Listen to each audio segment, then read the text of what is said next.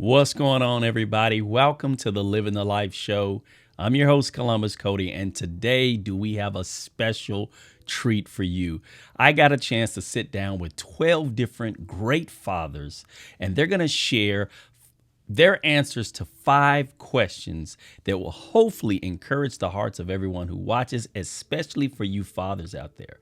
All right. I pray that you will take the moment right now, click that subscribe button so that you and I can stay connected on this journey. You will not miss any videos. Click the subscribe, then click the bell so you never miss a video. Did you know that you could actually support the YouTube channel and podcast? That's right. If you have a desire to be a blessing to the show, there's many different ways you can do it. We have Venmo, PayPal, Cash App, and you can use the website to make a donation. Any donation will help, and every donation will be used to pour into the lives of others. So if you want to click on the description of this video, you can find all of the information you need to make a donation. God bless you, and thank you for your support. All right, question number 1. Describe what it's like being a father in one word. First word, blessing. Blessing. First word, blessing. All right. Pure blessing. Tell me why you say that. I think because one, when I think about this a lot, but I think when I realized that God has entrusted me to guardian and watch over which is what is ultimately his kids, his children, and he put me in place to do that. But that's a certain amount of trust. I don't take that lightly. So I think it's just a pure blessing for him to give me that authority to do so, even if it's only temporary. But it's still it comes from him, from above. Yeah, that's beautiful because, like you said, you think about it. We thank God for our children, but sometimes we forget they're his children too. And that's right. Just like all the other things, we're called to be stewards over our finances, our homes, our cars. We also should be good stewards as parents, because we have to give them back to him. So ultimately, fascinating. Interesting. I'm getting some good answers from you, good people. Tell me why you select fascinating. Fascinating because, when I had my children, I was a little older than a lot of other people have had their children. And so I kind of saw what a lot of things were going on with a lot of my friends and things like that. And I thought like, well, I might not know what to do, but I know what not to do. And so by watching, I knew how to prepare myself for when we were pregnant. And it's like, man, this was like some of the most fascinating experiences going on, and it was just fascinating. And the second word would be amazing. I've enjoyed it. It has its times, but I've enjoyed it. That's awesome. Fascinating and amazing. I love it. Fascinating. Blessed. Yes. Okay. First, I thought you said the left. It's like, what does that mean? Blessed. All right. So fatherhood is blessed. Elaborate a little bit on that. Why you say blessed? Man, I couldn't ask for better kids. Just the joy they bring in my life. Just, to me, they're God-given. And each day I get to spend with them, I feel blessed to be their dad and honored to be their dad. Awesome. What we talked about, I think the word would be adventurous. I think that'll be a good word to explain it. And break that down for me. Why you choose adventurous? It's an adventure each and every day. I wake up to make sure that my children live the life that I'm going to say I didn't have, but I want them to live something that's better than what I had. So it's an adventure trying to make sure I get them to do the right things in order to be successful. And it's a venture to see them grow each and every day. And to those women that I know that they will potentially be. And also it's an adventure to see, potentially it could, go a different route. They could do something totally different from, what I've put into them. It's one little knucklehead boy. Every woman is one little knucklehead boy away from, not ruining their lives, but putting their life on hold and they can't really move forward. That's right. So, let's give these little knucklehead boys something they can think about. But But yes, it's an adventure, and I'm here for the ride. I love it. I love being around my daughters. I love being a father. Beautiful. Tell me why. It's just like they're here, and I think it's just the special thing I get just from being their father. It's just it's a feeling that you can't describe. It's almost like you look at them sometimes and say, these are my children. It's it's just a beautiful thing. It's just it's been the best thing. It's been the best thing that happened to me, really, in my life. Awesome. Now that is beautiful. That is beautiful. Yeah. Amazing. Amazing. Awesome. It's amazing. You got to elaborate. Tell me why you picked amazing. Yeah, I mean, it is so like, it's incredible, like seeing a person grow right in front of you and like having the responsibility of like sort of fostering that growth and it's sobering, but it's also just like incredibly fun, and I it's amazing. It's great. Yeah, I like that. I think you're my only amazing as well. I think every man had a different word, which is really cool. No, I don't think anyone repeated. I don't think. But yeah, because I've talked to, I want to say 12 of you. Wow. So, and that, I mean, that's pretty phenomenal that I'd get that many different answers for that question. Yeah, that's great. I'll say fulfilling. Man, I got some awesome people on this video. Yeah. Y'all come up with some good. And tell me why you say fulfilling. Tell me why. Yeah, it's, to me, it's like, it's kind of like doing what my father did for me, and then feeling as if we owe it to the world to put another person in this world who is going to be as productive as we have become. And to continue just to share that, because I'll always say fatherhood, and I have two children. I have an 8-year-old son and a 2.5-year-old daughter. I can't tell you how many other kids that I've helped out, learn how to ride a bike, play a game of football or something to that effect. And I think that's the fulfilling part to me, is to say that I've done something for this world, this state, this country, and for our Father God, just that's what we're here for. And that's why I feel like it's fulfilling to me. Beautifully said. Beautifully said. Tiring. Interesting. It's lead. It sounds negative. No. You gotta, as my dad would say, go with your first mind. All right. Tell me why you say tiring. Oh man. I mean, as a new dad, we had to feed her every 3 hours. So it's tiring, not just being a father to a daughter or baby who has to eat every 3 hours. And she's actually started sleeping through the night a little bit more than when we first brought her home. And for your audience's sake, we adopted our daughter like right after she was born, about a year ago. And so, but I've also got this geriatric dog that also needs to go out a couple of times a night. And so that's also why it's tiring. I don't think I've had 8 hours of sleep in a while. But, what's sleep? Exactly. What is sleep?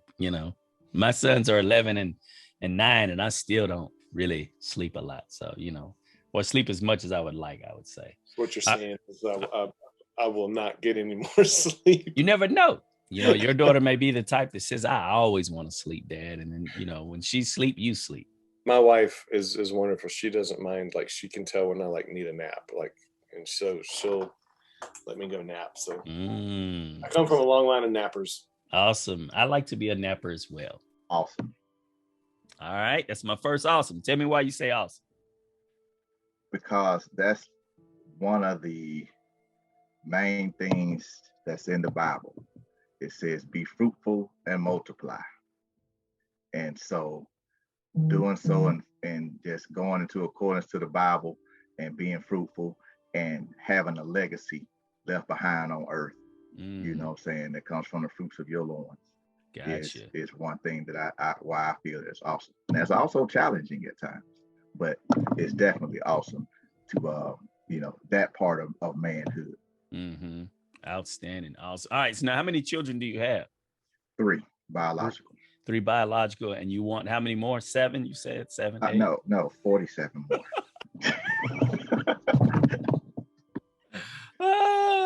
So quick on your feet. All right. So awesome was your word, and then you threw a bonus word in, which was challenging. Understanding. Tell me why you picked that. Because with this new generation, the millennials, and I have 11-year-old, they don't think the way we think. They don't move the way we move. So you have to be open to understand how they think and how they do things. Because me, I'm old school. So the way they do things, they move like we say, they move in a different lane. They move different from the way I move. So I had to be very understanding and open-minded, to relate to the way they think and the way they do things. Yeah, definitely. Absolutely. Understanding. You're my first understanding so far. So can't wait to see what the next few people have to say. Fun. All right. You're my first fun. All right. Tell me why. Word that comes to mind. Fun. I think it's fun for me because again, I have 3 boys, so I can do what I never got to do with them. I can be a little rough with them, and we all have the same goals. We have the same. We're all kind of in the same. Mm-hmm. So it's actually pretty fun. We can play football. We can pretty much do whatever we want to do. So awesome. Yeah, that word is fun. It's very fun. Powerful. I don't think I've gotten the same answer yet from all of you guys. That is awesome. All right, tell me why you say powerful. The ability to form life skills and a foundation in a child, whether it be a daughter or a son, and have them look at you with the confidence that you will get them to that point. And that's just a gracious and a powerful feeling for one to have. That is beautiful. Really beautifully stated. Beautifully stated. Man, gave me goosebumps. And here comes question number 2. Question number 2. What's one attribute that you seek to model for your children? I would say that kindness is the thing that I want to teach my kids. I hope that the way that I treat them and the way they see me treat other people is embodied by kindness. I'd say that, there are definitely times where that is not the case. And that's just the truth of being a dad, I think. Like sometimes we can't live up to our expectations and the way we want to be because we're not perfect. But yeah, I mean, if I could pick one way that I would want to model behavior to my kids, I would want to model kindness. Yeah, that's a wonderful thing. We need more kind people in this world. Absolutely. Honesty. I think honesty and just being a good person, just doing the right thing and not trying to ever get over on anybody because you don't get anything when you do that. So being honest and just being straightforward with people. I like that. Respect. I tend to have the highest respect. I give respect to anybody and anything, and I try to teach them respect as well, because respect goes a long way. Respect will get you wherever. Respect will get you in those good doors. So I make sure I maintain good respect and I model it to them so they can carry that on in their adult life, so they can get into those successful doors with respect. I'm gonna go with patience. I have a long history of call center background, and learning how to deal with angry customers has actually helped me become a better husband, because I definitely choose my battles very wisely. And it's all because you look at patience and say, this is not, whether I'm right or wrong, there's not a reason to fight this particular battle. And I've noticed in my life that in due time, you will receive the benefits that you're looking for. Mm-hmm. And I think that's what I would love to make sure that my children see is that if you're patient, the right things will fall into place. When you rush it, it turns into a hot mess. Man, I got to start at the foundation, being Christ-like, modeling Jesus Christ, because when the way I look at my children, they're my responsibility. And I can go out and tell other people about Jesus Christ, but first and foremost, I got to make sure it's going on in my own home. So I prepare myself in such a way to, teach them the right way to walk, but, I got to be the model, for them.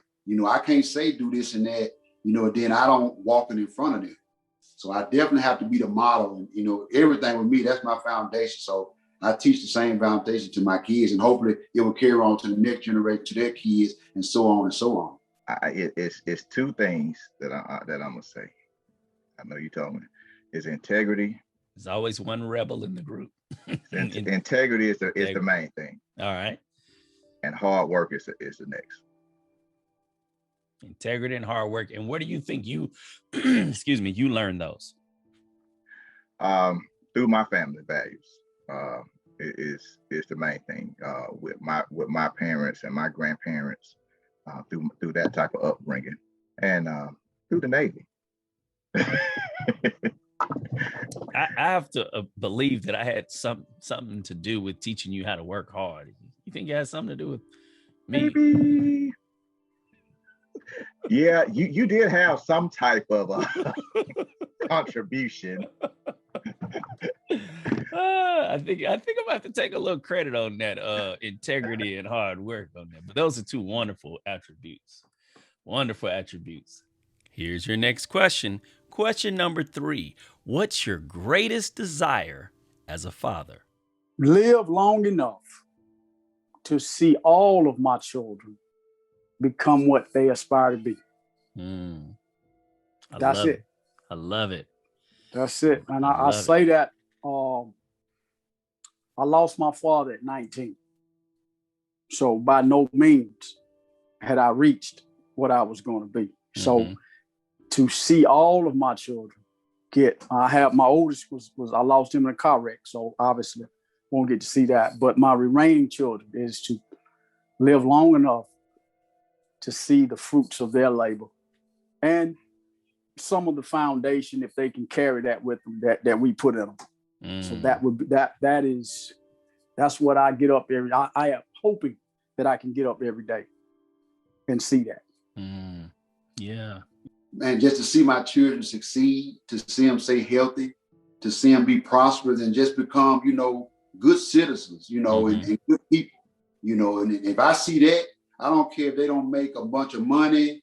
I don't care if they don't have a bunch of nice things, but I want them to be good people, good Christian people that treat people right and love people. If I get that out of them, then I feel like I've done my job as a dad.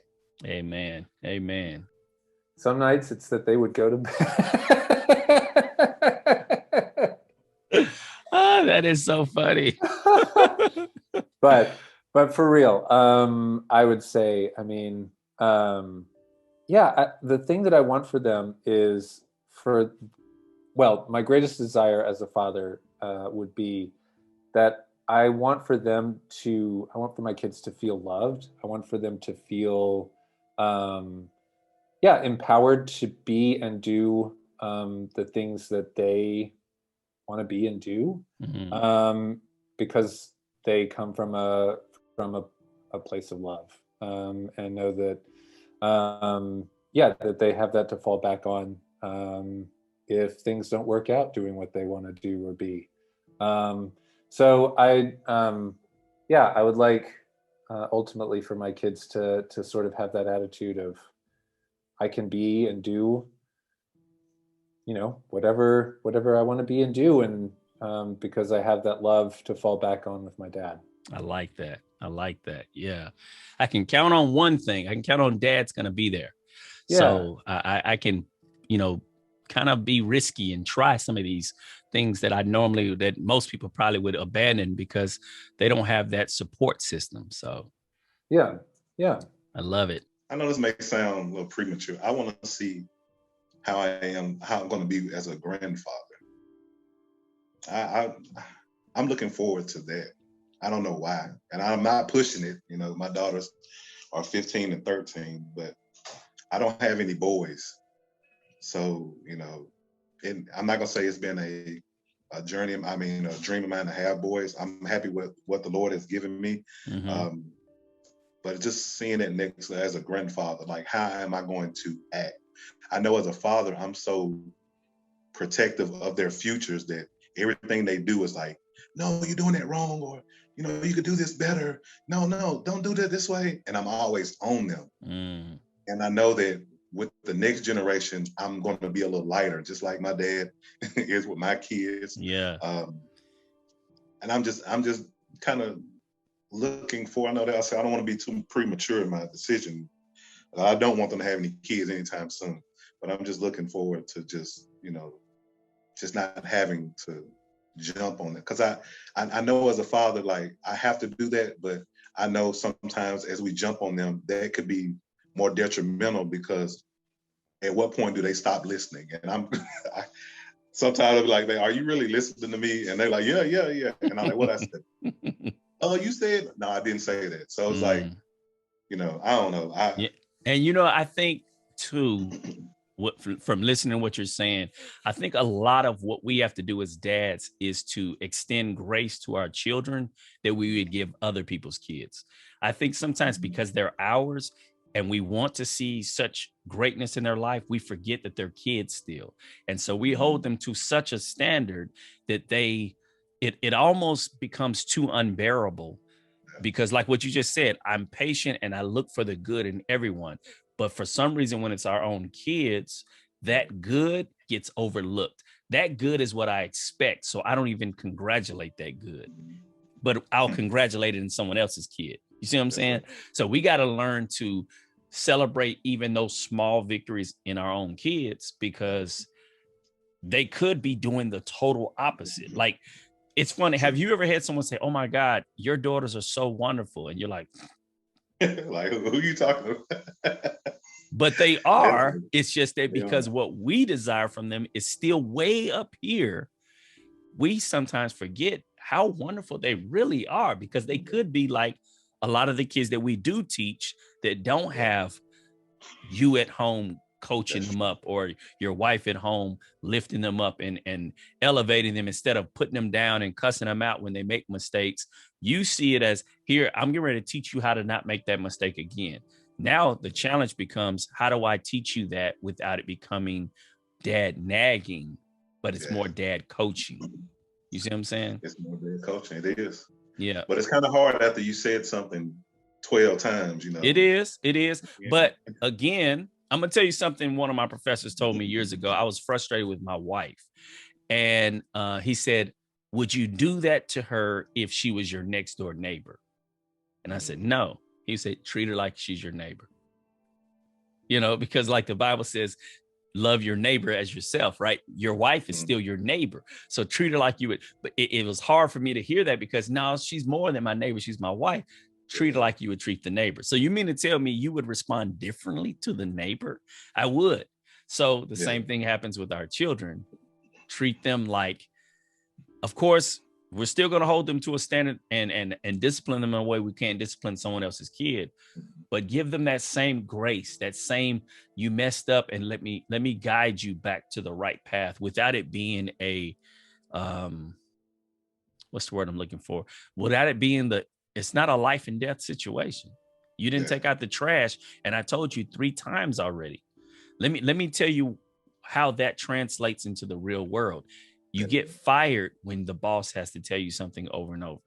So you just taught her that same concept without going nuts and ballistic on her, but since I did have to tell you 3 times, you owe me 3 blanks, whatever, you got to go to bed tonight 1 hour earlier, something like that, to where it's like, dang, it's a creative way of disciplining, but at the same time, it's not, dang, here come dad nagging again. Nothing I do is good enough. And then, as you stated before, your greatest desire is to keep her off the pole. And all she keeps thinking about is, man, I'm never good enough for daddy. I hate him. Right. We don't want that. We don't want that. All right. Right. Yeah. Most time I'm right, especially on Thursdays. And look, you got to take what I say differently, because again, I have boys, and the way you raise boys, I'm sure, is different than the way you raise girls to a certain degree. You still want them to have certain levels of integrity and things like that. But at the same time, girls, you may handle them differently. You may say things differently, because again, you can say things that could enter their minds that could affect them for 30 years from now. We say things like, girl, you keep eating that, you're going to get big as a house. Boom. I done triggered something in my daughter now that makes her so weight conscious that everything she does is weight conscious. And now I may have increased the chance of her having an eating disorder because I was careless with my words. I could have said the same thing in a more caring and thoughtful way, but because we just say stuff and we don't realize the impact of our words and how powerful they are, especially for a dad, our words carry impact. Our words are very, very powerful, and we have to be very cautious and careful with how we use them. That was a free tip for you. That was a free tip. Hey, man, hey, do I owe you some more dinner? Lunch. By the time you buy my dinner, I'll be 105 years old. And my favorite question of the day, number 4, what's one thing God has shown you about yourself through fatherhood? Well, I appreciate the walk and the trials that God has put me through, because one thing had to be done through my entire walk of fatherhood is being humbled. And it even talks about that in His Word, where He says, exalt yourself and you'll be humbled, and humble yourself and you'll be exalted. And I appreciate that, because, oh my goodness, the humbling He's had with me. And through it all, I appreciate that, because in the humbling and the battle or the trials we learn, that's where growth occurs. And so it didn't start off good at first, especially with kids. You tend to, sometimes you come out of that shell and you try to put yourself, sometimes in some cases I had a short fuse temper. That's one area I really had to address. And I realized first, wait a second, my children are a blessing. So it should be an honor for me to stop what I'm doing. It should be an honor for me to listen to what they have to say, even if it doesn't make a difference what it's about. But I owe that to them, because what was probably in some parts never done for me, I try to fuel that and do it for my kids as best as I can. Absolutely. And time is going fast. So, it won't be too much longer when they won't want to talk to us anyway. So That's right. We might as well seize this moment to hear. And the hardest part, what I find is trying to show enthusiasm for what you're saying. You know what I mean? It's like, instead of going, okay, what do you need? Okay, finish your story. It's like you want to be in the moment with them. They're excited, and you're like, yeah. You know what I'm saying? Yeah, exactly. But we'll turn around to another person's child. I'm like, so how's it going, buddy? Exactly. You know what I mean? You hit it dead on the head. And I'm like, nah, you gotta make sure that your kids feel that you are present, even though you're in the room, but you're present and in the room. So I definitely feel what you're saying on that one. Definitely feel it. I definitely like to channel that energy. Like you said, you could have said it any better. I've been on that road where I would easily get so excited and jumped up to respond to another child's whatever the question may be, but then my child, all of a sudden now I get short answer. It's just going, it's not in the direction I would want it to go, or just not showing that excitement for what they're excited about. That's right. Because having kids, and you got 2 young girls, right? That's right. So I have 2 young boys, so I don't know, I can't totally you know, because I haven't sat down and played dolls and stuff, but I've definitely sat down and played with wrestling men and you know, and or playing the video game with them. And it's like, man, Dad, will you play with me? I'm like, I'm tired, but yeah, oh, absolutely, let's go, you know. And then I end up losing, and then I really get mad. You know? Yeah, it's funny you said. I had a situation yesterday. It's been many times, but yesterday I was coming upstairs. And my daughter has this habit of always trying to catch me when I'm coming upstairs from just getting off work, she normally sits in the loft and she sits in there and she watches the TV. She watches different things on TV. So she stopped me yesterday. She said, Dad, let's check out this video. And normally I've caught myself because I've normally just kind of waltz past. I would say hi and keep moving on and try to get settled in from the evening from work. But yesterday I wanted to sit down and I said, let me just make sure she understands how much Dad's ears are open for her. I just don't want to make her think that she's saying something. Well, he's going to say the same response he said before. Right. Yesterday, I sat down and I looked in her eyes and I saw the appreciation for just even sitting there, like you said earlier. Just that small moment. That's it. That's it. It's a momentary gap in time that they appreciate. Yeah, absolutely. Yeah. The ability to forgive, the ability to fall and know that it's okay to fall and get back up. In my 54 years, I'm no angel. And being allowed the grace to come full circle and enjoy fatherhood the way that it's supposed to be with the remaining children in the house. And not that I was a bad father with the other ones, but I got in some stuff and so everything's coming back. And that's it, man. That's it. Oh boy. It shows me how crazy I was as a kid. You know, as I see my little guy and some of the stuff that he does, I'm like, I can only laugh when he does something that's just outlandish because I'm like, I did the same exact thing as a child. And I just hope that I continue to be as patient and I try to approach things more as an adult than just I'm the ruler of you.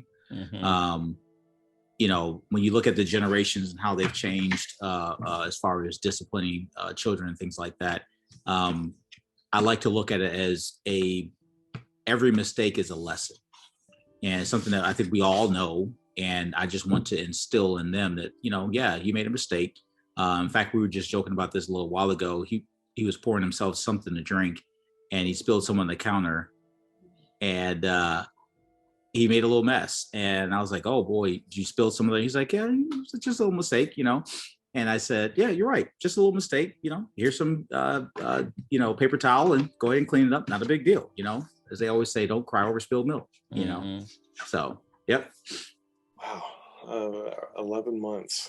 What has God shown me? One of the things I really believe God has recently been pressing on me. Now, my wife and I are a team, and we give each other grace and we help each other out. And but one of the things is, what burdens can I lift off her plate, even though I might be teaching and at work all day and come home? What burdens can I lift off her plate? Because she's been here with Ainsley all day, and Ainsley's a baby, so she has her moments where she's being a baby or she's teething or whatever, and that can be very, very frustrating, you know, to a parent when the baby's crying all day, or, you know, just whatever. They don't always have great peaceful days. So, you know, we're intentional with each other. Like, what can I take off your plate? What burden can I take from you, so you can, you know, go do stuff or just have a moment of go take a bath or whatever, you know. So I really think God's been impressing on me, you know, what can I do as a husband to alleviate some of those things for Shanna. And I know just before we had a child, like, Shanna loves it when I clean up the kitchen after dinner, or because she doesn't want to wake up and have to do that, you know. So that's something that I can do for her, and I don't mind it.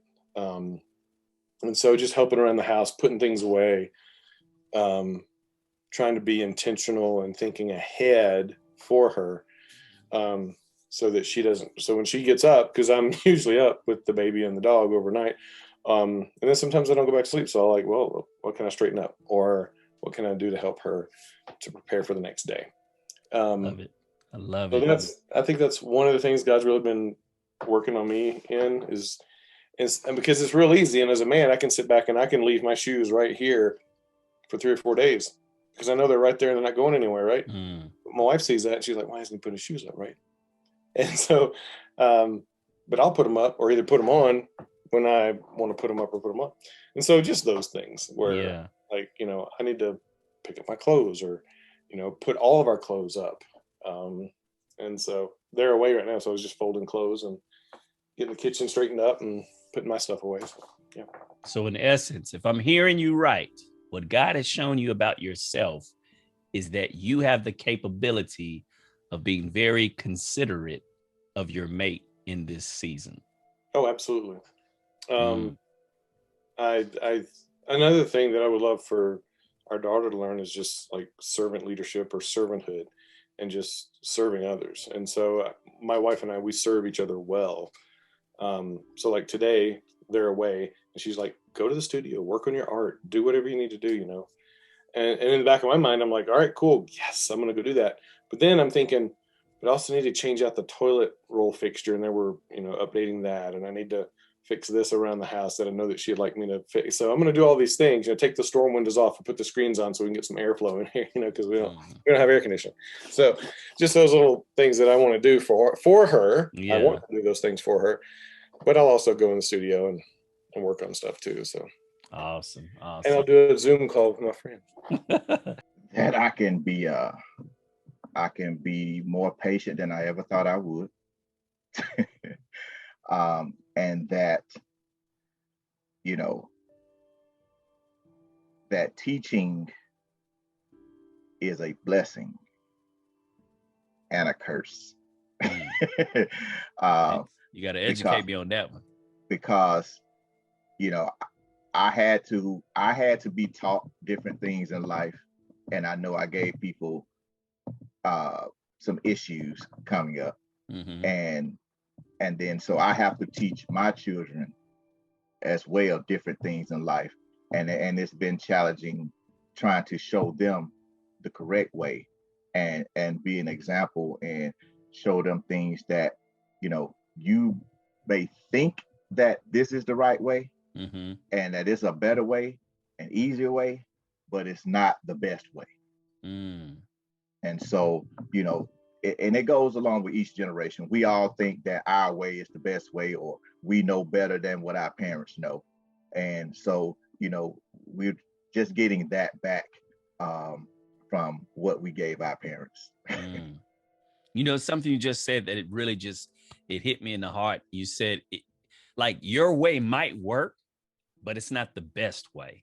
Right. And I just want you to have the best way. Right. I like that. I like that. Man, your answers are getting you up to the top spots. I'm just letting you know. I think that through fatherhood, it's shown me a different type of love. These are my kids. I made them. So the love for them is a little bit different. My wife gets mad at me. I told her I love both of them, but I feel like, and you know, this may be different from other people think, other people think, but I love my daughters more. I produced them. I made them. She can get up and leave tomorrow. You actually told you actually told your wife this. This is what you're supposed to think, not say. You know, baby, I'm gonna be honest with you. You know, I love them girls way more than I love you. Now, can you please hurry with my dinner? Please don't tell me you told her that on Mother's Day. Let's sit on Mother's Day. Let's get into this part. No, this is staying in for sure. Because, again, valuing the words we speak, it's okay. The thought enters your mind. Because I'm going to be honest, when you said love differently, I felt what you were saying. Because I truly believe once you have children, you learn love on a whole nother plane. And I receive what you're saying because I feel the same thing. Not let me rephrase that because I'm sure my wife may watch this. I feel what your words were saying, right? Yeah, I'm in trouble, so you might as well get in trouble with me, Coach. No, I'm not getting in trouble. No, the reason I say that is because, like you said, I think God shows us through our children how he really loves us. Yeah. You know, because your wife can do something wrong and you might say, I want a new wife. I'm done with her, right? But your children can do wrong and you may discipline them and correct them. But man, there's still so much love in your heart for your child. You know, I get what you're saying. I think having children definitely does show us what real love really is. You know, unconditional love. Because even with our spouses, we love them, but we feel like there's still like a certain limit you can get to. And I can say, all right, now, hey, all right, you know, but with the kids, it's like, look, I can't stand my son sometimes, but I love him so much, you know, it's the craziest thing. I feel what you're saying. I feel what you're saying. But it is love. I think God has shown me how to love differently and put love towards something a little bit more different. I love my wife with all my heart, but it's just that love for my daughters is a little bit different because I know they are mine and I produce them and I'm responsible for their success. They're responsible for their own success, but I'm responsible for planting a seed in order for them to be successful. So that's that adventure that I talked about earlier that, you know, it's just exciting to be a parent, you know, and I love just each and every day, just trying to figure out things. Even though I may have a bad day with my kids or something may go wrong with them, I think about it at night, like, what can I do differently? Like, how can I handle the situation? I hate that I said that, like you just said earlier. I hate that that came out of my mouth. What can I do now to make sure that I make that up with them? And that's the love that, you know, God has shown me, because, you know, as you were younger, it's not that type of love. It's just like I can easily get rid of something because I have no attachment to it. This is mine. I have that attachment to it. So I'm gonna do the, you know, whatever I need to do in order for these two individuals to be successful and productive. Awesome. Now, let me ask you this. When you have that night where you can't sleep because of something you said or something you did that needs to be corrected, do you go back and have one of those conversations with them and that you show your vulnerability to your girls and say, look, Dad was wrong with that? And I'll go back to, like, I think you said something about it earlier, like, it's my fault. It came from this. It came from, you know, maybe my dad, that's how he handles situations. And now that I see that I'm doing the same thing, and I remembered how much I hated it when he did it to me. So me remembering that, I'll go back to them and say, baby, well, I'm sorry for what I said and what I did and how I did that. But let me give you an understanding of why I did it and where it came from. And I know how I know how I hated it. I didn't like it. And I know you probably felt the same way. And that's why I came to you, just say, I'm sorry. And usually, you know, to my surprise, every time we have those, you know, I'm sorry moments, my daughter will come back and say, I'm sorry as well for doing what I did. And we'll just share a hug and we'll go on about our day. I think that's the beauty of my kid. Like I haven't had a situation where we were just like mad at each other for a week or something like that. And we get mad at each other a day. Next day we wake up, we come back and talk about it, and it's back hugs again. So that's good. Like I said, it's a venture. I love that about my daughter. So like I said, it's a venture, man.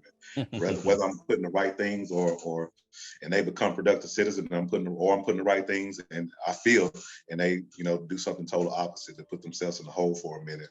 You know, I can just say that I know that I'm trying my best each and every day. Yeah, well, keep building that foundation, man. You're on the right path, so definitely. I try. I got a good mentor right here, man. No, I can't be a mentor, baby. You know what I'm saying? My tab is already too big.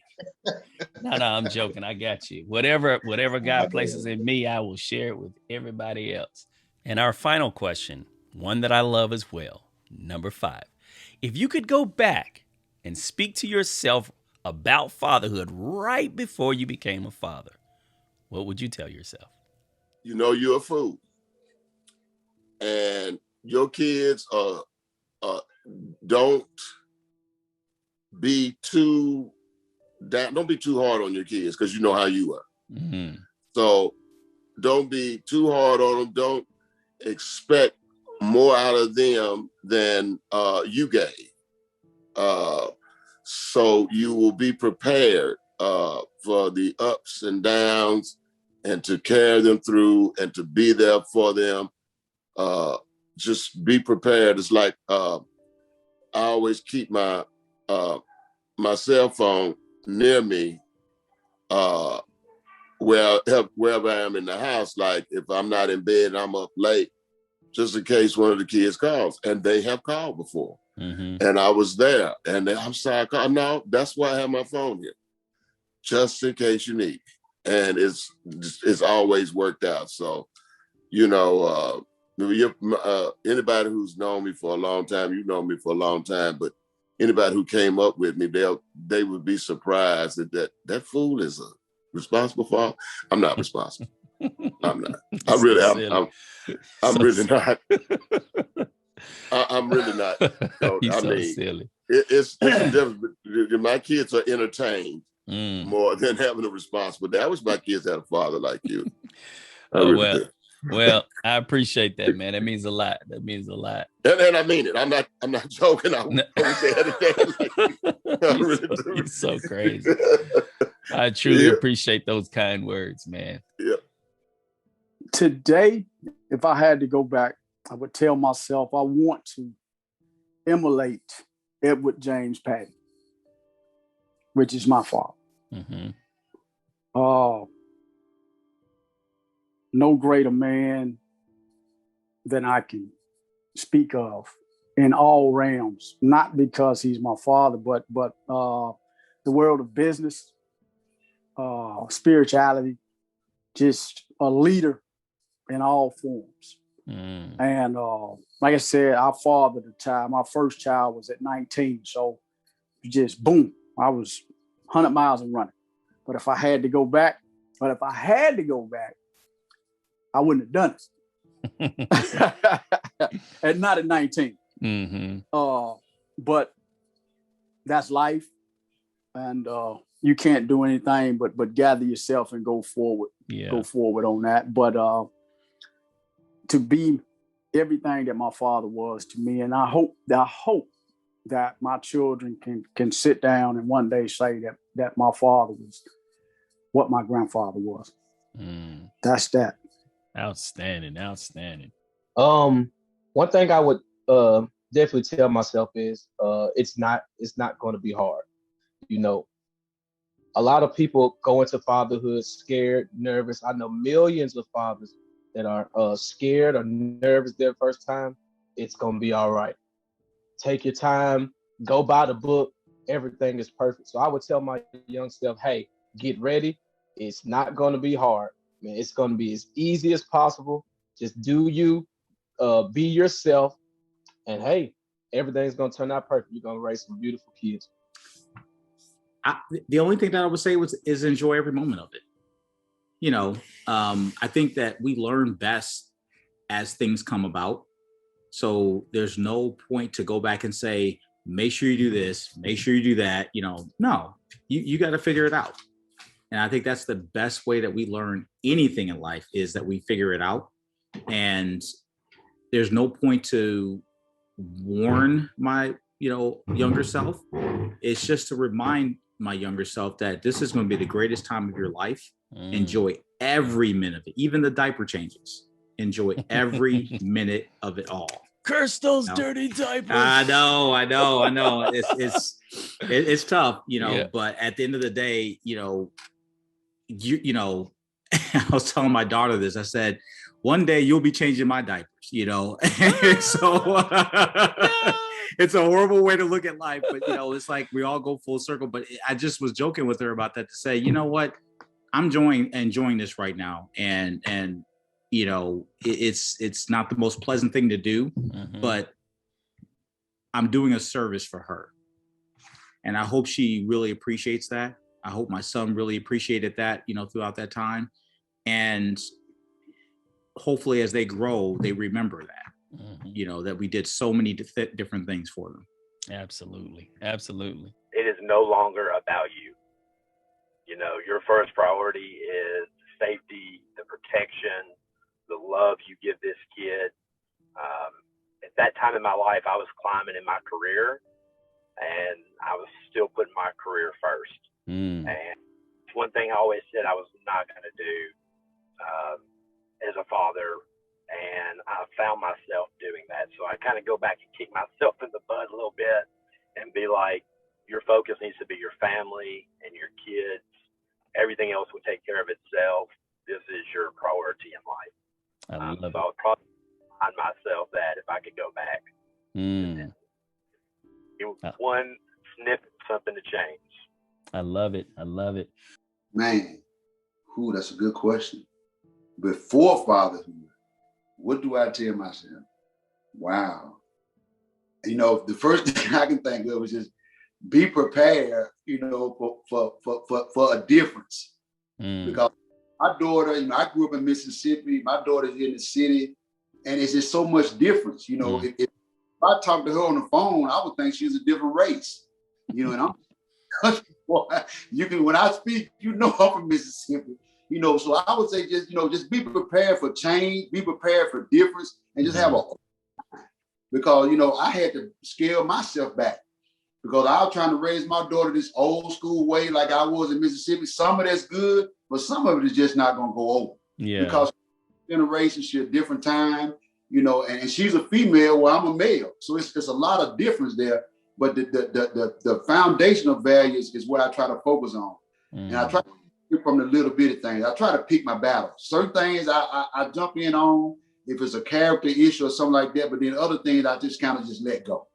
You know, so yeah, it would definitely have to be like before fatherhood, have an open mind, because you got to think there's a big difference between 1972 when you were born and growing up in the 80s than having a daughter that's born in 2008 and growing up in the 2000s. It's a whole different. So you just have to have that open mind. I think that's what I didn't have at the beginning, but 11 years in, I figured it out. Well, I didn't know. I couldn't figure it out at the beginning. You got it now. You got it. I'm going to tell myself to make sure that you take your children, sons, daughters, whoever, that before they can even really comprehend, you start introducing them to the Lord. Start ingraining that in their mind so that that's the only thing that they know. The only thing that they know. Because I would have to admit, I didn't start taking my children, my boys, to Sunday school. We would go to church, but then we would just leave. Well, at baby, you're not hearing all that, but going to a Bible class and going to Sunday school from the beginning to when even before you can even walk and talk, to start putting that in your mind, I would make sure I did that from the very start. That's one thing I would do. I love Make sure that they were in a Bible class from the beginning and not wait till they're 6, 7, 8, because you know now they're developing their own thought process and they're around other people, and you know, so I'm like, okay, let me try to put this in their mind right then. That's one thing I would definitely know to do. Yeah, awesome. Definitely that is wonderful. Wonderful. Yeah. I tell myself basically to go harder into the lives of my seeds, harder, even harder than what I've gone and go earlier. You know, being in the military, it keeps us away from our families a lot. And I've always wanted, because you know, I pretty much grew up in a household with my mother. Yes, I had visitation with my father, and you know, had time with him. But I always said that I wanted my children to grow up in a 2-parent household, to grow up, or at least grow up in the household with me, especially if I had boys. I want them to grow up under me. So, because sometimes we learn things subconscious without knowing that we're learning them, just by seeing what our parents do or seeing what people do in general. And so I knew that if my kids were in the household with me, that they could pick up on some traits that would be positive that, I wanted them to have. And so that is the main thing, I believe. Go harder. I like that. So I get to go back 11 months ago, and okay, so I'm not going back to my teenage self. Right before you become a father, and you get to tell yourself what about fatherhood? Oh, oh gosh, it's gonna sound so cliche. The first thing that comes to mind, I'll go with your father's wisdom. But everybody says it. It's you're gonna be worn out and tired, but it's so worth it. I don't know that that's what I would want to say to myself. 11 months ago, here's what I would tell myself and Shannon, because going through the adoption process, it was a good 2-year process. And by that time, we were getting really frustrated. Frustrated with the process, not frustrated with God, but the process just takes so long. I'm sure. Yeah. The birth rate's down, abortions are down. Women have access to birth control. So births are down, right? And I think for every 7, I may be getting these stats wrong, for every 7 waiting couples looking to adopt, there's only 1 kid, for every 40 couples waiting to adopt, there's 1 kid. Wow. So, so we're not hearing anything. There's no traction. So what I would tell myself is like, hey, be patient. Trust God. You're about to be a father. There's going to be an expectant mom out there that's going to look at your family book, and because you have this huge beard and because you guys are creative, that's what's going to attract her to you guys. So just stay the course. Love on your wife. Reassure her. It's going to be okay. That's what I tell myself. If I could go back, because then I would be like, man, if I could go back, tell myself, hey, you're not going to get married till you're 45. Enjoy life until then. Be like, all right, cool. So, but can't do that. Nah. But you did get to go back those 11 months and tell yourself what you just did. Be patient, enjoy the process, and the fact that you're going to be a dad soon, everything would have been worth it. So beautifully stated. Beautifully stated. Well, that's our show for today, guys. I pray that you were encouraged. Ladies, I pray that you will share this video with every man, every father that you know. Let's encourage the brothers out there to step up, be greater men for their families, greater fathers for their children.